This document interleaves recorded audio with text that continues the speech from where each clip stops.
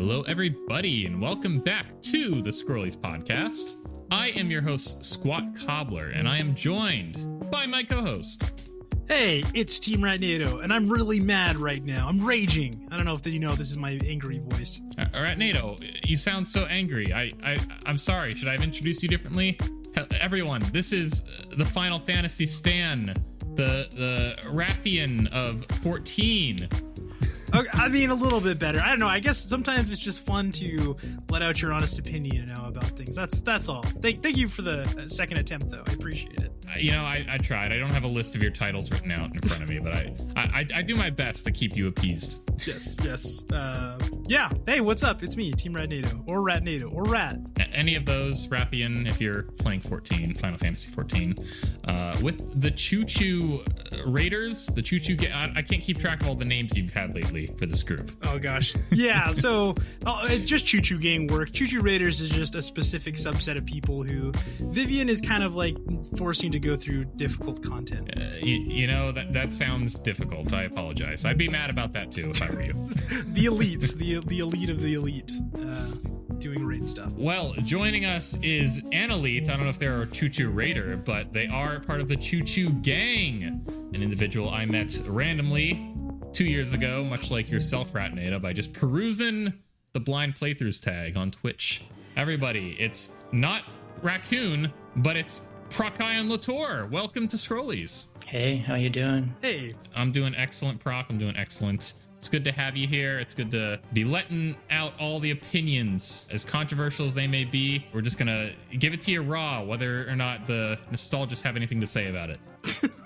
Thank you. They've been giving it to me already for years, so I'm used to it. You're used to it, and now it's in your stream bio. If you see me playing your favorite game, I probably hate it, or something along those lines.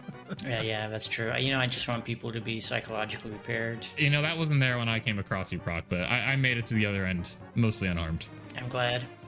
Now, before we get into our topic today, Proc, you're a very passionate streamer. You have a lot of strong opinions on many games, and I'd say often that represents itself in a little bit of raging and a little bit of anger.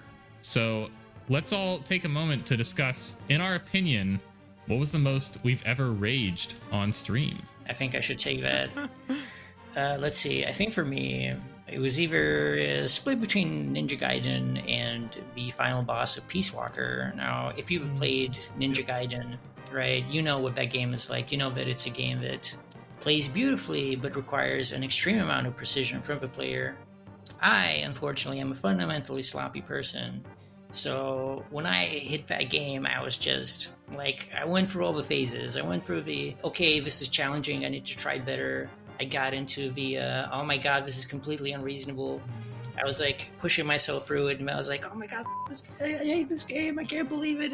I can't believe it's doing this. Is you know how it goes. Yeah, I know how it goes. Great game though. He still ended up recommending it to me to play as one of the prime examples of a pretty okay NES game to give a shot. I think it's more than pretty okay in the sense that, mechanically, it's really, really good. Like, it plays so well. But it's just that it's a game made for taking quarters from 12-year-olds, basically. Yeah. And for raging, too. Yeah. That, too. What about Peace Walker? For Peace Walker, it's a bit more unfortunate because as opposed to Ninja Gaiden, Peace Walker does not play well at all. It's terrible mechanically. It really looks and feels like a game that's made for a game that's supposed to be much bigger, that has been somehow squeezed into the PSP.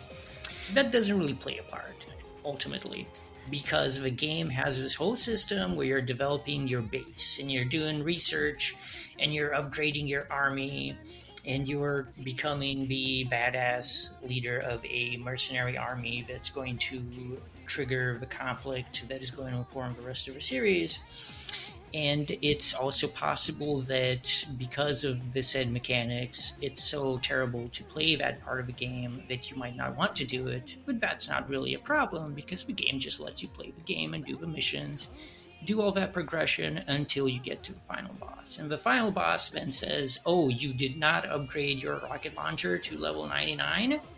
It is time to suffer. Yep. So not only did that combine this whole thing, like, oh, you let me play the game up to this point, and now I can't play it anymore, right? Where I'm like, well, I'm sincere. I've been sincere this whole playthrough, and the game apparently is like, psych? You know, you need to reload, buddy. You need to reload and grind some side missions now. Sorry. You might be turning me off the Peace Walker right now. I don't know what to say, DB-Teen. Sorry, rest in peace. I didn't mean to insert some anti-Metal Gear Solid propaganda in here, but yeah, mistakes may have been made. Mistakes were made, indeed. Look, some people like going through Excel sheets, reviewing stats on many players. Okay, some of us like that. So some people, that's a plus. Well, you know, I'm glad there are plenty of games out there for those type of people. Speaking of, Ratnado, how about yourself? When was the most you ever raged on stream, and was I there for it? Because I feel like I might have been. There were a couple. I don't remember too many of them, and the most, honestly, is probably just internet. If I'm being honest, it's because the internet goes down and I'm just like so angry. So that's kind of a game in itself for me. It is a game, but you're the one that's played. Yeah, exactly. That's the most I've ever been angry. I've raged. Like, I try not to swear. I know Scorpion's older. He's over 18 now. He's an adult. I can swear around him. He's not, you know, he's busy right now. Anyways, but I try not to swear or anything on stream too much, just because of, you know, that's kind of how I started, and I just kept going with that. But that definitely has done it. We just didn't get to see it because the internet was offline at the time. some of the VODs, some of those VODs were nasty, and I had to go and delete them like right after because I was just like, ooh, scathing. Yeah. Beyond that, I think there were some rage moments. I think internally, some of the most was honestly DK64, and I don't think I let on for a lot of those. It was picked up by subtext. Yeah. Some of it was like, this is fine, I don't mind. I'm getting really frustrated at it, but it's also kind of like, it's DK64. I can't be that mad about it. It's fair. The other one, the one I just remembered, the one that probably comes to mind the most is Metal Gear Solid 1. And I realized what the difference was. It was the Hind D on top of the building. That was one of my ragiest moments. And it's because I figured out I'm usually used to playing Metal Gear Solid 1 Integral, which is kind of just like the improved version of it. And I was playing on the PS1 Classic, which is just had some frame rate stuff. Yeah, a lot of the PAL versions of games were loaded onto it, if I recall. Yeah, and so I went and downloaded DuckStation, played it on there. Runs much smoother. I'm much better at it, and I was like, okay, I'm not terrible at this game. But that version of it definitely made me feel like I was bad. Understandable. You know, despite the many unfortunate instances of skill issues, when I played Metal Gear Solid, I don't think I ever raged at it once. I had a good time. I felt like for the most part it was fair. That it was my fault, except for, you know, the few instances where I blame the controls, because the controls were pretty jank early on and then slowly got better as the series went on. When I did Metal Gear Solid 1, I think the one time that I remember raging was during the Sniper Wolf fight because of first-person controller aiming, and that was kind of it. The rest of the game I just really enjoyed, except for that moment. That was terrible. Yeah, I recall having issues with that as well. The D-pad mapped to an analog stick is not a substitute for actual analog gaming. I'll say that. Especially when she's moving around and giving you very narrow windows to actually make your shot. It's an interesting choice, Kojima. That's all I'll say. I just chalk it down to 90s gaming. Hey, you know, the 90s gaming, it's got the old game jank. It's inherent to it. You gotta just take that and let it be. But you can also rage at it. I guess that's compromise you can make, right? You acknowledge it, but you can rage at it. No, it wasn't a Metal Gear Solid game for myself, but Ratnado, the reason why I give no issue to DK64 raging at that is because myself, I think, was probably Final Fantasy VI, the Kefka fight.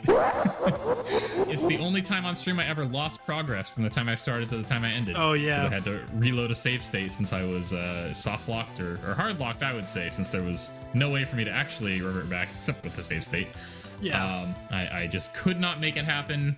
Was it a skill issue? Did I not grind enough? Apparently so, because when I reset, grinded a little bit in the Velt so I could level up Gao. Sorry, I don't know this name. I named all mine after Kongs, so I don't know what the real names Kitty are. Kong, but Kitty Kong. When I leveled him up, when I got some new abilities, and when I just spent a little more time walking back and forth for the random encounters to hit, I redid that fight and beat him the first try. So my bad, I guess. I will say though, you did progress off stream. So it's true. And I would have been like, oh, you're going that far ahead. You should probably do this first before you make the jump that you did. So this is fair. And Ratnado, need I remind you, you can request the Final Fantasy VI stream whenever you want. You have that right alone. No one else does. Oh, I'm waiting. I know. I got it in my back pocket.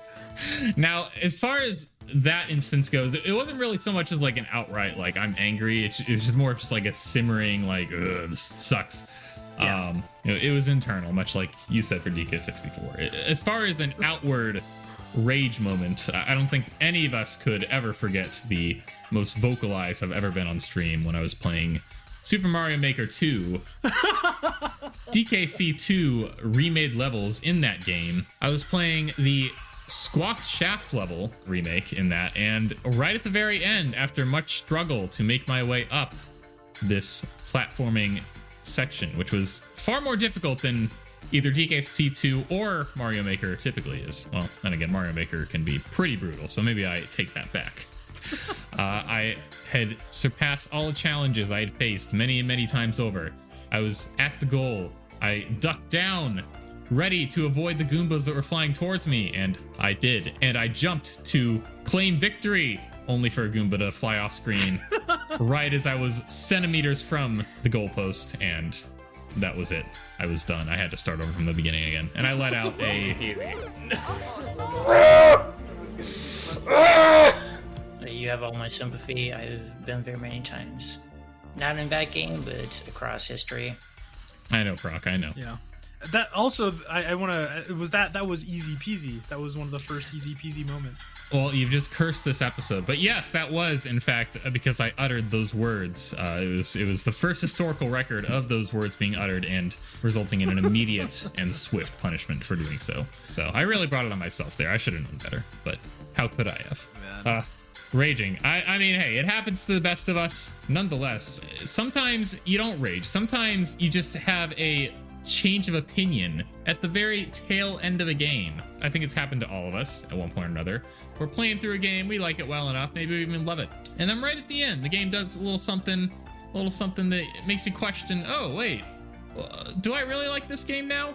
Do I really enjoy this whole experience as it is?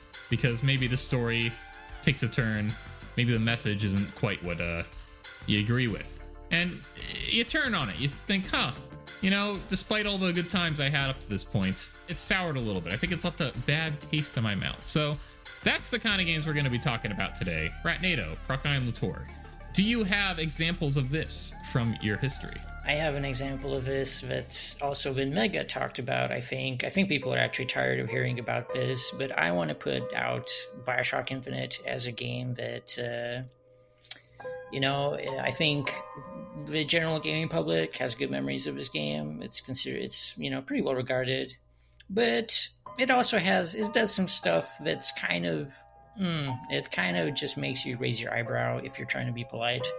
If you've ever felt in your heart that, yeah, you're definitely not racist, but you felt that maybe there should be a video game to tell you that you're not racist, that should be Bioshock Infinite. Bioshock Infinite has a scene where, early in the game, you're going around, you're in this beautiful city in the sky, and there's this crowd gathered around a stage, and they're all having a good time, and a dude, they put a little lottery ball in your hand, and what do you know? You win the lottery, and they push you to the front of a crowd, and on the stage is an interracial couple, and they're dressed in this, caricatural outfit from, the start of the 20th century. And they're like, okay, now you get to throw the ball at this couple. And it's choice number one, be mega racist and throw the ball, or be a mega coward and throw the ball. Or you're not racist, you're not going to throw the ball. It's zero risk. It's a video game, right? And it kind of goes along with this. It shows how this castle in the sky, it's called Columbia, by the way, this whole American allegory, all the bad stuff that America's about is in this castle in the sky, and it's enshrined, right? Like it's the whole thing. The big principle is the giant golden statue. And it kind of goes like this, and then it gets really, really sci-fi with all these like different worlds, time traveling, stuff like that. And in one of these worlds, the people of color, I should say, who are all oppressed, they're all enslaved, they're all doing all these terrible jobs for the people in Colombia. And one of these different dimensions, different timelines, they actually rebel, and they successfully lead a rebellion. And then when the plot moves to that world and there's a crisis and stuff like that, the other guys are depicted as like these really terrible, awful people who are now the villains. Yeah. And it just felt like one of those situations where, what is this game actually going for? Is this actually going to go with like, oh, actually both sides are terrible. They're all awful. Like, don't try to have like any sort of hope in anybody, because they're just going to betray you in the end, or they're going to get what they want, which is the same power that the oppressors have, and then they're going to become the oppressors. So don't even try, buddy. Don't even try. Right? Yeah. Sure. So that's something that kind of immortalized BioShock Infinite as like a game that's, what is this game even trying to say? Is it even aware of the ping-ponging that it's doing, or is it just that cynical?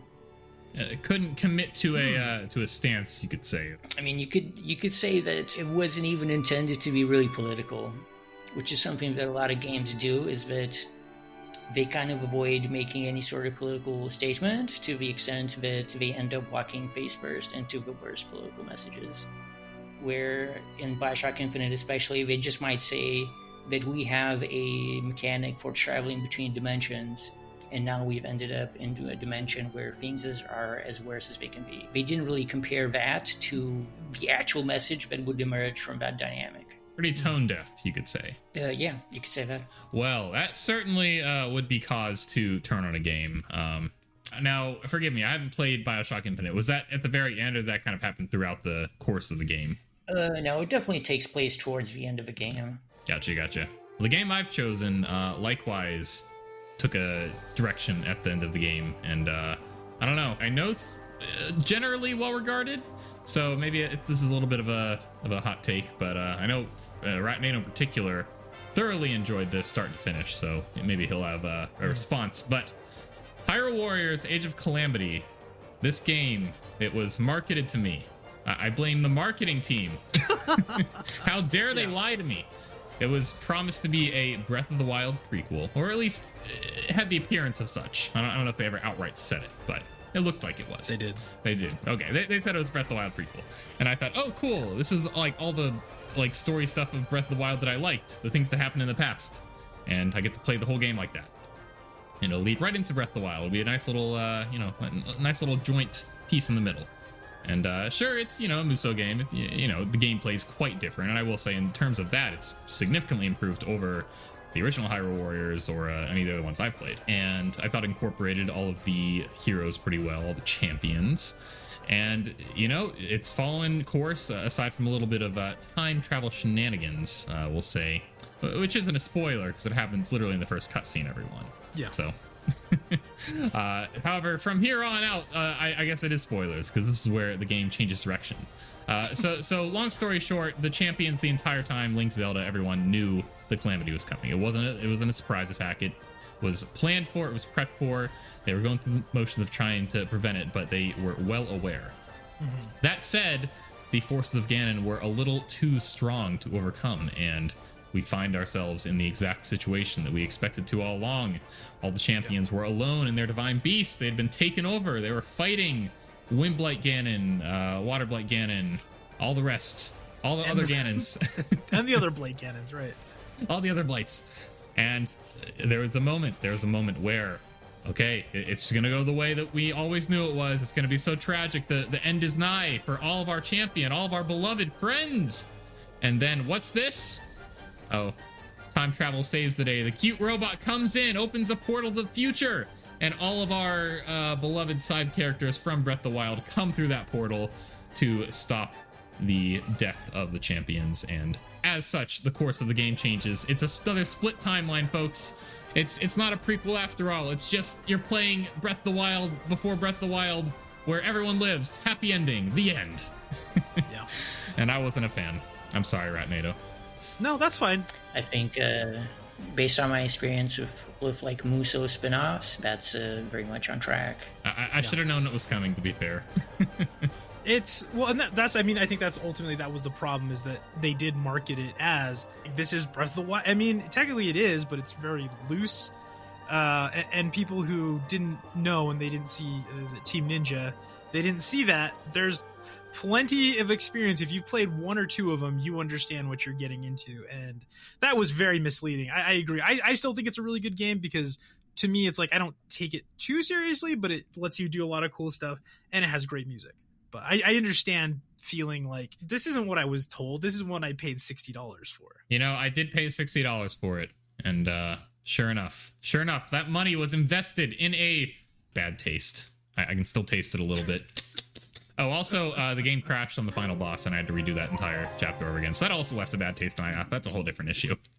Oh my goodness. Ratnado, how about yourself? You know, I've tried to think about this. There's a lot of games that I've played. Generally, like in my older age, there's not a lot of games that I play much. If I'm not enjoying myself, I just stop. That's one thing I've done recently in the past like 6 or 7 years, maybe even 5 years, where I've just been like, I'm not enjoying this. I'm just gonna quit. Whereas before I might have had like a thing where like, no, I need to see it through, or I already paid for it, so I need to get the money out of it, you know. And that's not so much a thing for me anymore. But I will say, and to kind of go along with what you said, Squat, it's another Zelda.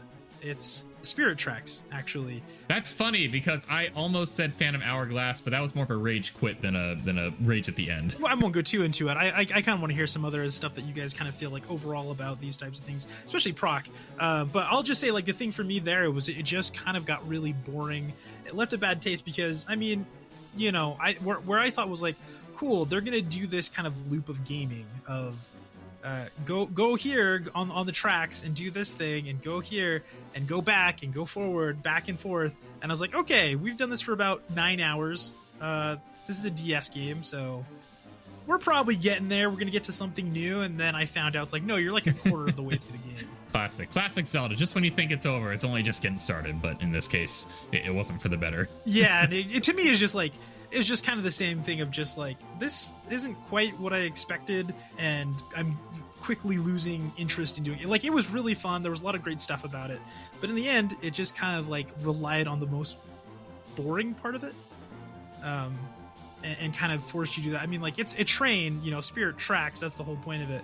But they like focus on like, a thing I hate in all video games of like, we're going to force you to do this, but we're going to make sure it's as miserable as possible. We're going to depower you as much as possible. And it's like, this isn't fun. I want to have fun.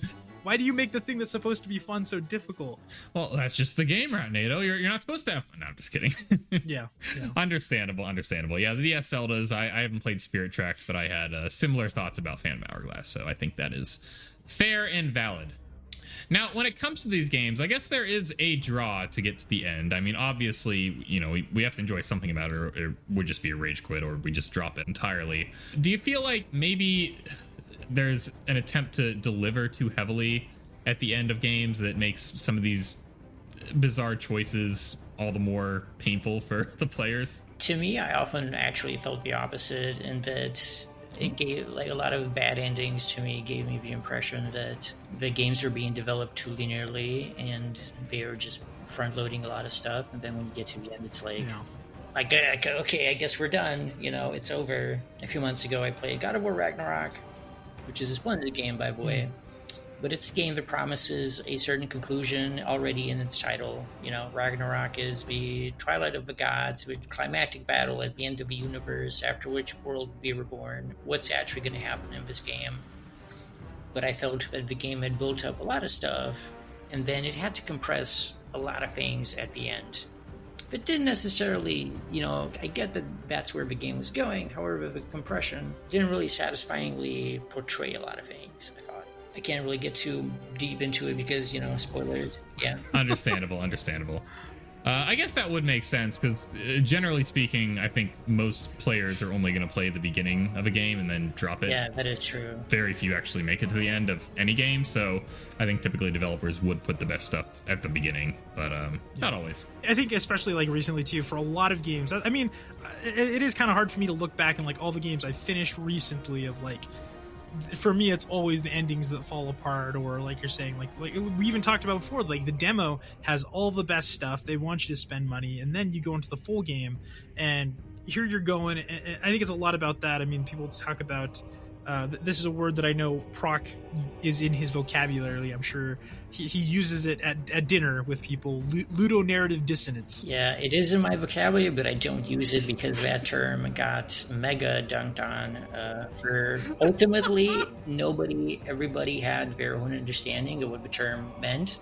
So nobody, it was something that didn't really mean anything. And now I think it's better to just say that the game is internally contradictory or something like that. Yeah, exactly. And I think that's what, like, for me, a lot of that stuff is just like you can kind of tell. The problem for me in so many games that do leave a bad taste in my mouth, and games that I even like, it's always a thing of just like maybe so visibly seeing the hand of there's a vision here that somebody had, and then somebody with money who wanted to make more money was like, you need to do this. Or somebody else had a contradicting vision, and none of it ends up going anywhere. They always end up fighting each other. And more recently, not to be like a nostalgist and say, you know, like everything was perfect before, but where you had to have an entire complete thing on a cartridge, that was a bigger thing of like, this has to be a full experience from front to end. We can't just, you know, fix it later. Modern gaming landscape. I shudder to think. I shudder to think what the future holds. That said, the past is much better, as Proc will attest to. Yeah. I mean, here's the thing. The nostalgists, they're out in droves. They have their rose-tinted glasses. They want to relive their childhood through a blind playthrough, and then they stumble across Prokyonlotor stream, and let's just say that doesn't happen. Yeah, I'm just questioning why A Link to the Past is asking a child to play a game that's so hard. It is pretty hard. It is pretty hard, isn't it? I was likewise surprised in my replay. If you see him playing your favorite game, don't get excited. He probably hates it. Sorry. It's right there in the bio. You know, everyone had fair warning, except for me. I didn't have warning, but you know, I learned pretty quickly. Nonetheless, you know, I think all this negativity, sometimes a game will ultimately surprise us. We don't think we'll like it as much as we did, and we end up coming around to really enjoy it. Maybe as we wrap things up here, we'll take a moment to just name a game that we weren't expecting to like as much as we ended up doing so. I'm happy to start off with one that I know Proc is a big fan of. Elden Ring. Hell yes. I picked it up because of the hype. I picked it up because I'm basic. No other reason. Never played a Soulsborne game before. And, I mean, sure enough, I start with the most popular game of the year winning one, right? Classic. But, yeah, I've said it several times here on Scrollies. I was not expecting to find in it much more than just a bunch of difficult boss battles that I would probably head off to too early and realize, I need to come back because I'm too underleveled. Right. The Kefka experience. Yeah, the Kefka experience all over again. However, while that very much was in the game, I didn't realize how much I actually enjoyed the grind for once. I realized, I'm clearly outmatched, so I'm just gonna go around and explore, and exploring was a treat. I thoroughly enjoyed it, and while I was gaining XP throughout the entire time, it felt rewarding, and it is as it should be. It shouldn't have felt like I needed to, even though I did, but I wanted to. So There you go. The grind was well worth it in Elden Ring, and hey, it still is, because I haven't beaten it yet. I'm still pretty much where I left off, so more awaits me, plenty more. I'm sure you'll get to it at some point, and you'll feel extremely rewarded when you do. As with all things, as with Final Fantasy VI as well, and hopefully I'll enjoy it there too. Because now I know there's an item that skips the random encounters waiting me deep in the game. I didn't know that during the Kefka fight. Yeah, that's pretty far. It kind of comes to the point where it's like, Well, better late than never, right? Yeah, that's true. Now, Proc, we all know the typical reaction to these things, but I'm sure, at least on occasion, a game has surprised you for the better. Has there been such an example? Well, I play a lot of games, so the more time passes, the less I'm surprised, especially since as I get older, I know myself more, so I'm able to form more accurate reactions to what my preconception of a game is compared to what the game is going to turn out to be. So I just had games up, so I don't really encounter that many games where I commit to them and then, oh, I actually hate this. So a lot of the time when I'm checking out a game concordantly, there's also less of a chance that I'm going to feel like the game surprised me, because I'm probably going to be heading into it with an idea that I'm probably going to like it.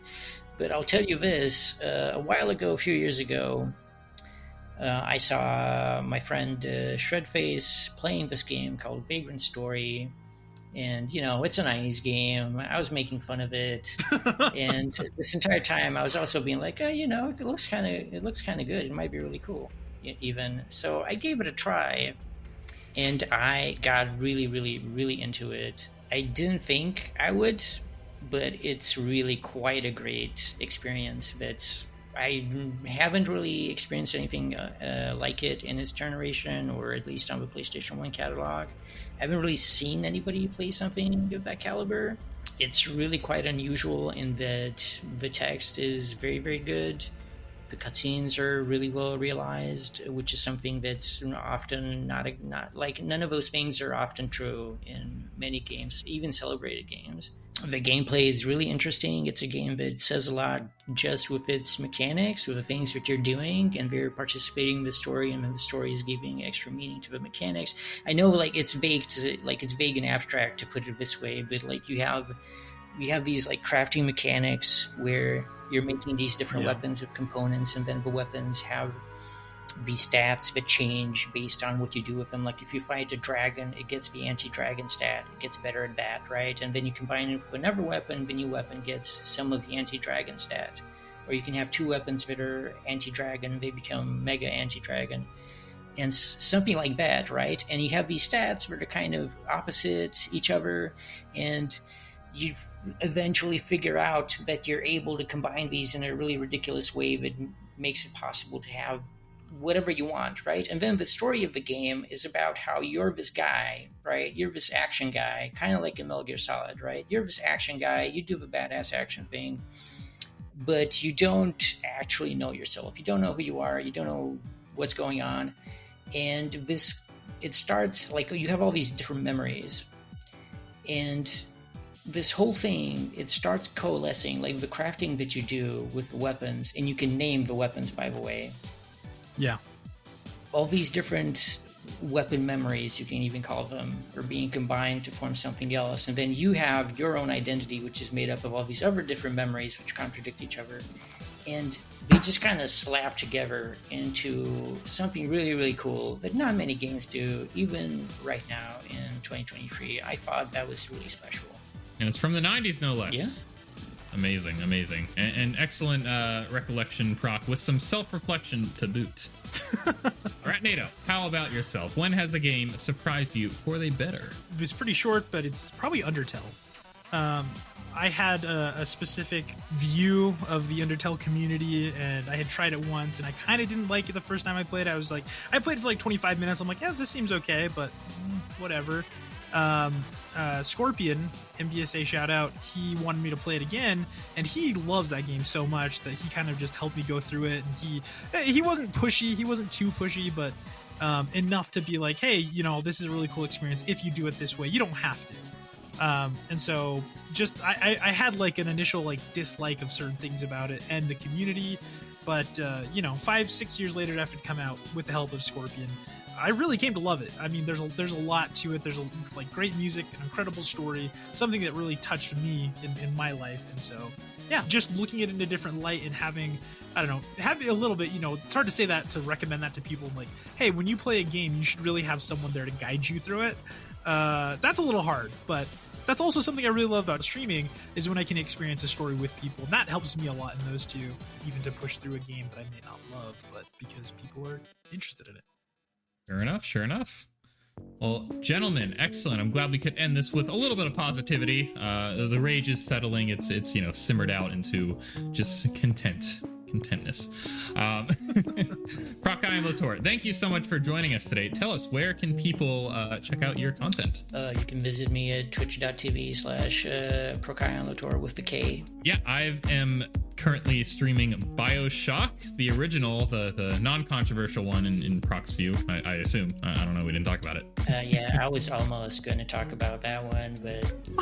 Oh, well, wait until I finish it, Proc, and then we will discuss it in depth. But that is happening on both YouTube and Twitch. A new YouTube streaming channel, which is at Squat Cobbler Live. And likewise, I'm also doing a Let's Play on at Squat Cobbler of The Last of Us. First time playthrough. Never taken the time to do it before. And so far, so good. I am well underway. And I believe the latest thing to happen is I have met Ellie, and we are making our way across the city. So join me for that. Hey, yeah, I'm doing my best. I'm waiting for fiber, so that's still thinking. It's supposed to happen any day now. You never know, so it could be happening right now. No wonder he raged so hard, folks. They've lied to him for months and months straight, and he still holds out hope. Legitimately, well, because you just got to go with what you can. You got to have hope. Have hope in your heart. I am gonna do 16. We're gonna do some more guess the game. Vivian is clamoring for it. You're gonna do 16 what? 16 games? 16 games in 16 days. All right, let's go. No, I think I'm gonna do Final Fantasy 16. We'll see. If the internet is just as bad as it's been, I might just have to take another break. But we'll be doing Strunches. Vivian wants more guess the game, and we'll be back on that. So. And July is the world-renowned Vivian Choice Month. Lest we forget. Lest we forget. I guess this is the second year now. She wanted me. She's like, oh, you should play Final Fantasy 14 in July, and here we are now. So. Oh shit! Here we go again. Here we go. I may become a huge Metroid head off of this one. Oh hey, I'm not complaining about that. And I don't know. Yeah. Maybe Proc won't be either. All right, everybody. Thank you so much for taking the time to listen. Be sure to go check out all those channels, and we will catch you in the next one. See you later. Bye. Ciao.